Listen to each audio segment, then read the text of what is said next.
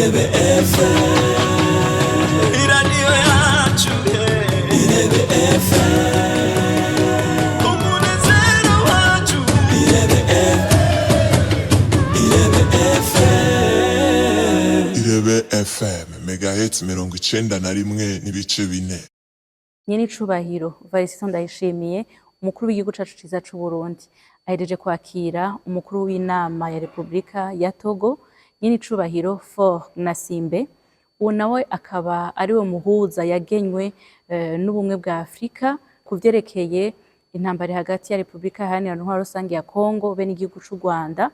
Akaba yaraherekejwe n'umugwi w'aborosha nabo nyene bagenywe n'ubumwe bwa Afrika. Urwo rugendo rwo kuri urwo rwego rwo hejuru rurongowe na nyen'icubahiro umukuru w'igihugu ca Togo, rwaje mu ntumbero yo gushira mu ngiro ivyavuye mu nama ikomeye yabaye ku magenekerezo ya 16 na 17 uno mwaka, mu ntumbero yo guhuza no gushira hamwe utwigoro turiko turakorwa mu bumwe bwa Afrika kugira ngo amahoro n'umutekano bigaruke muri Republika Iharanira Intwaro Rusangi ya Kongo be no mu karere k'ibiyaga binini. Umukuru w'igihugu wa Togo akaba ari wo muhuza yagenwe n'ubumwe bwa Afrika kugira ngo amahoro aboneke muri Republika Iharanira Intwaro Rusangi ya Kongo.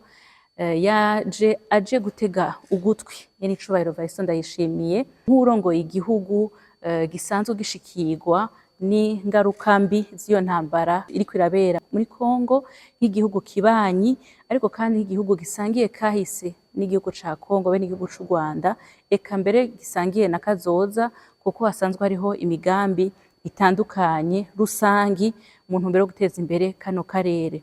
Yaje kandi no kumwumviriza kugira baganire nk'usanzwe ejo aho bukera azoramutswa uburongozi bw'ishirahamwe ry'ubumwe bwa Afrika.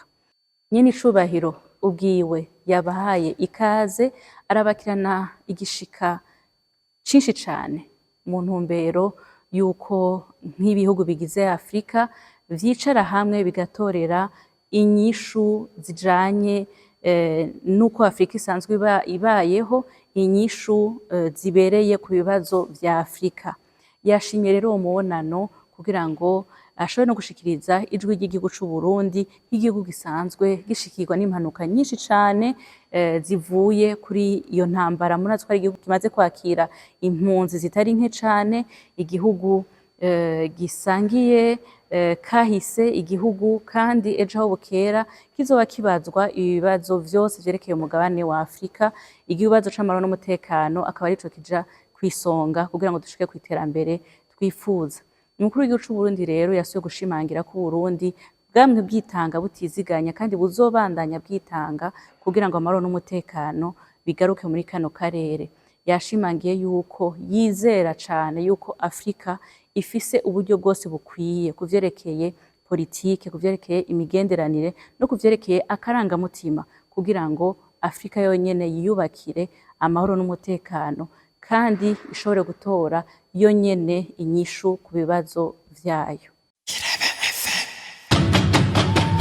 Irebe FM, iradiyo yacu, Irebe FM, umunezero wacu, Irebe